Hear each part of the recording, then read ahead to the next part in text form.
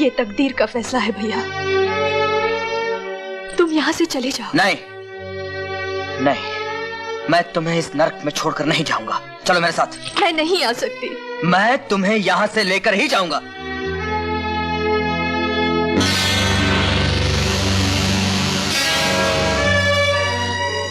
जिद मत करो भैया, मेरी अपनी भी तो कोई जिंदगी है, मुझे भी जीने का सहारा चाहिए। जीने का सहारा ढूंढा भी तो ये कोठा, जिसे शरीफ लोग जिंदा औरत की कब्र कहते हैं। नहीं दीदी, नहीं, मैं तुम्हें इस कब्र में दफन नहीं होने दूंगा। चलो मेरे साथ, मैं कहता हूं चलो।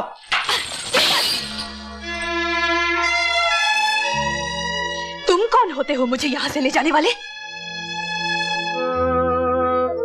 माफ कीजिए,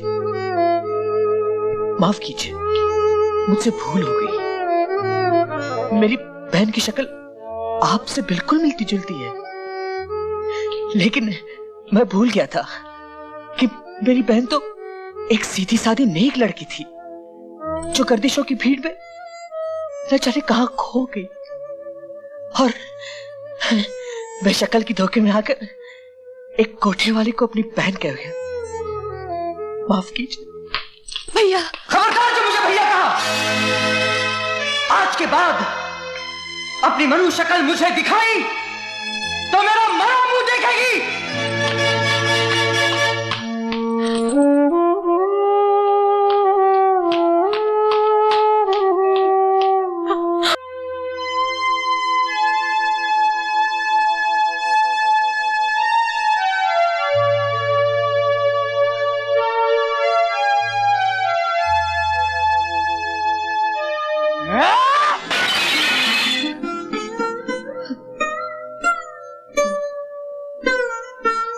तुमने क्यों किया तेजी?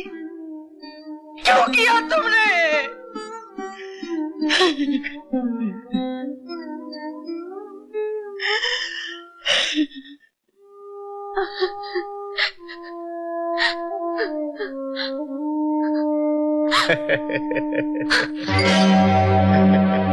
तुम? आपकी दुआ से। चले जाओ यहाँ से। मैं कहती हूँ हाथ मत लगाओ मुझे। इनकार की गुंजाइश को नहीं, मैंने तुम्हारे जिस्म की पूरी कीमत चुकाई है। आज की रात तुम मेरी दुल्हन हो।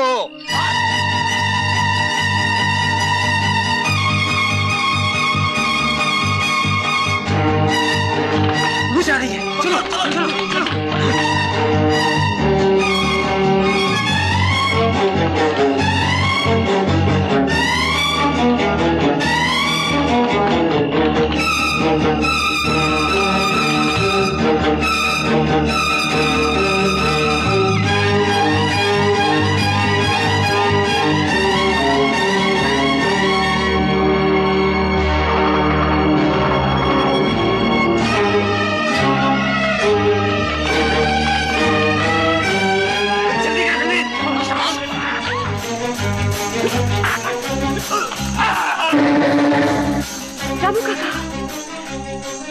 रामू काका, मैं आपकी मीनू हूँ, मैं आपकी मीनू हूँ। रामू काका, ये क्या कर रही हो आशा? अब तुम मुन्नी बाई के कोठे से आई हुई आशा हो, रामू काका की गोद में खेलने वाली नन्ही मुन्नी मीनू नहीं।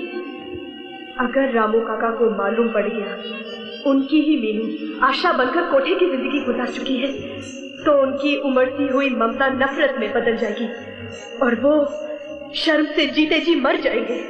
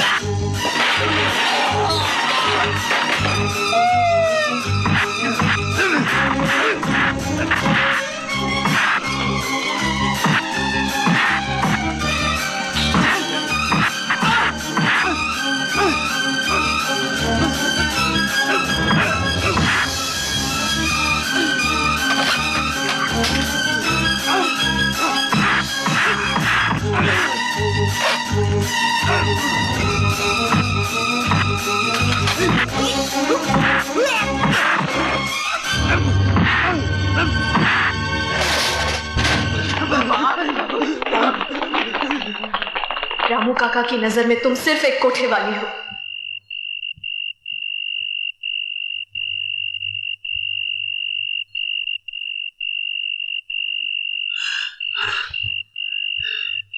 अब ये लोग तुम्हें परेशान नहीं करेंगे, जाओ सीधे अपने घर जाओ। आज के बाद अपनी मनु शक्ल मुझे दिखाई तो मेरा मनु मुंह देखेगी। नहीं, रुक जाइए। नहीं नहीं, देखिए मुझे यूं अकेले छोड़कर मत जाइए। मेरा कोई घर नहीं है, इस दुनिया में मेरा कोई नहीं है। मैं कहाँ जाऊंगी, मैं कहाँ जाऊंगी? भगवान के लिए मुझ पर दया कीजिए, मुझे यूं छोड़कर मत जाइए। मुझे अकेले मत छोड़िए।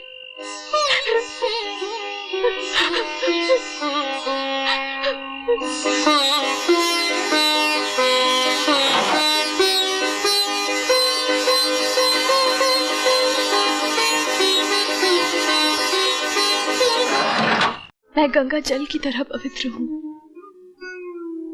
मगर कोई लड़की एक बार कोठे पर पहुंच जाए तो उसके माथे पर बदनामी का ऐसा धब्बा लग जाता है, उसे गंगा का पवित्र जल भी नहीं धो सकता। किस्मत की ऐसी मारी लड़की को माँ बाप भाई बहन सगे संबंधी कोई नहीं अपनाते, बल्कि ये कहकर ठुकरा देते हैं कि अपनी मनुष्य सूरत दिखाने से पहले तुम कहीं डूब कर मर क्यों ना गई।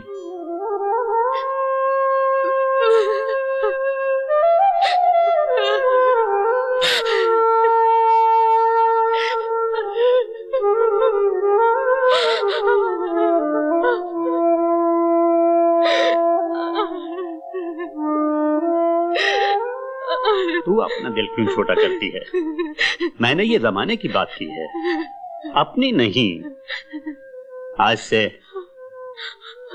तू मेरी बेटी है।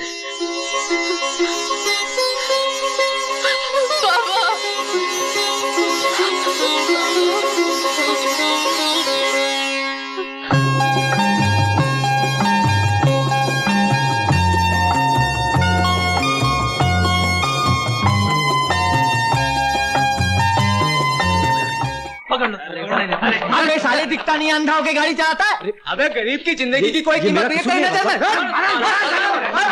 ये क्या कर रहे हैं? रुक जाइए, क्या कर रहे हैं आप? देखिए भाई साहब, कसूर इनका नहीं मेरा है। मुझे सड़क पर नहीं फुटपाथ पर चलना चाहिए था। इन्होंने तो ब्रेक लगाकर मेरी जान बचाई है। आप लोग जाइए, भगवान के लिए आप लोग चले जाइए। ठीक है ठीक है, आप कहते हैं तो जाते हैं। चलो भाई चलो चलो चलो चलो चलो यार, अपने को क्या लेना। देखिए आप भी जाइए, जाइए।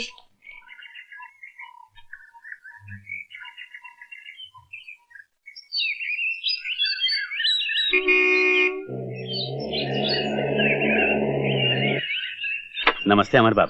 कैसे हो रामू काका? आपकी दुआ है छोटे सरकार। मालिक, रामू काका कहाँ है? पता नहीं सरकार। तो फिर जाओ ना, ढूंढो ना उन्हें। जी अच्छा। पता नहीं कहाँ है। क्या हुआ? क्यों ढूंढ रहा रामू को?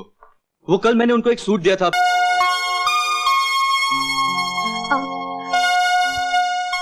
आप बाहर जाइए। सॉरी।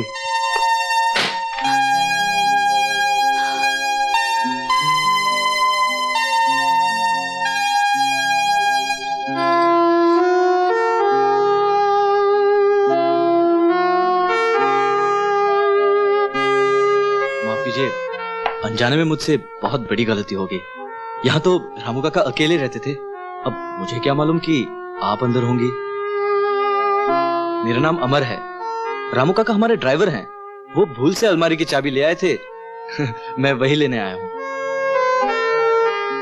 वैसे रामू काका से आपका क्या रिश्ता है? बेटी हूँ। बेटी? लेकिन रामू काका तो कह रहे थे कि उन्होंने शादी नहीं की। मैं उनकी मुंह बोली बेटी हूँ। चलो अच्छा हुआ कि आपसे फिर मुलाकात हो गई। उस दिन आपने मुझे भीड़ से बचाया था, उसका मैं आपको शुक्रिया भी अदा न कर सका। अरे ये क्या? क्या हुआ? मिल गई। क्या? चाबी। मगर आप खड़े क्यों हैं? बैठिए ना, थोड़ी देर इंतजार कीजिए। कुछ ही देर में बाबा मंदिर से लौटते होंगे। देखिए, जिस चीज की मुझे तलाश थी वो मिल गई। अब इंतजार करना मुश्किल है। चलता हूं।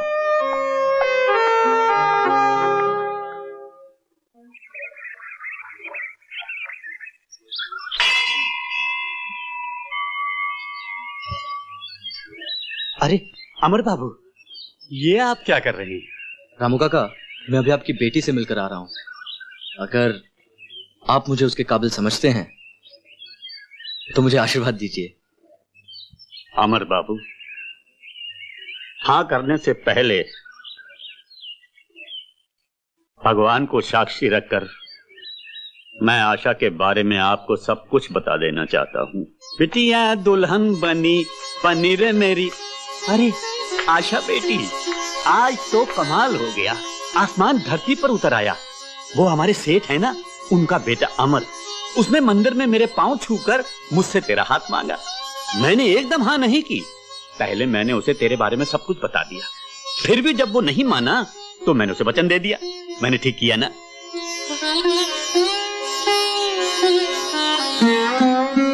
बाबा,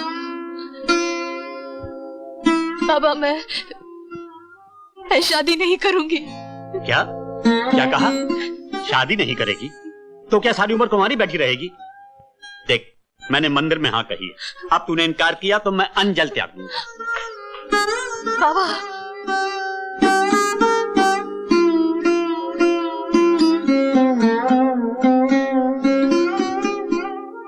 बाबा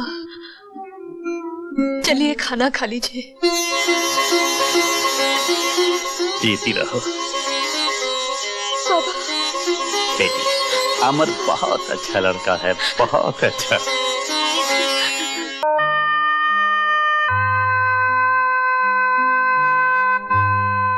आज इस पावन त्योहार के मौके पर मेरा भैया सब कुछ भुलाकर मुझे माफ कर देगा। राखी के ये कच्चे धागे मेरे भैया के खोए हुए प्यार को फिर से लौटा देंगे। हाँ, मैं भैया के पास जाऊंगी।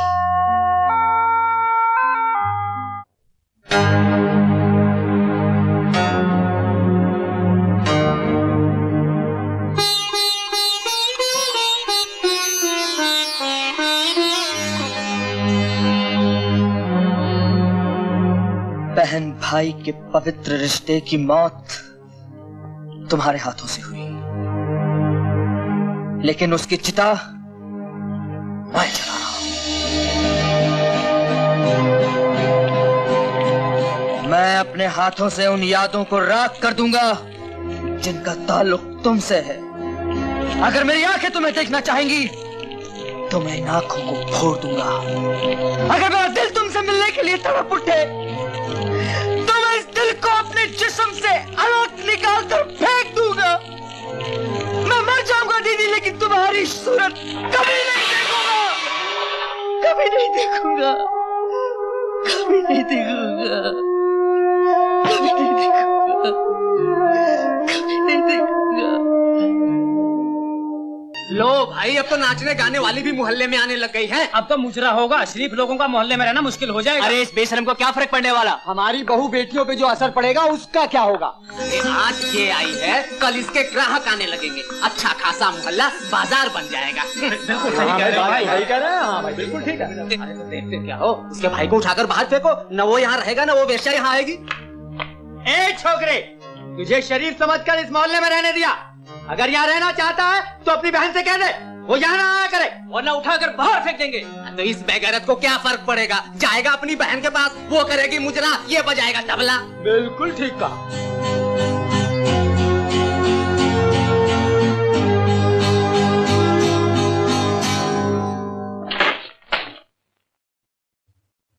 कहाँ है आशा? कहाँ है आशा? बुलाओ उसे। जब मैं उससे रिश्ता तोड़ चुका हूं तो वो मेरे घर क्यों आई?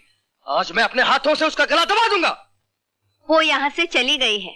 तुम झूठ बोलती हो। अब मैं किसी औरत की बात का यकीन नहीं कर सकता। बड़ी नफरत है तुम्हें औरतों से?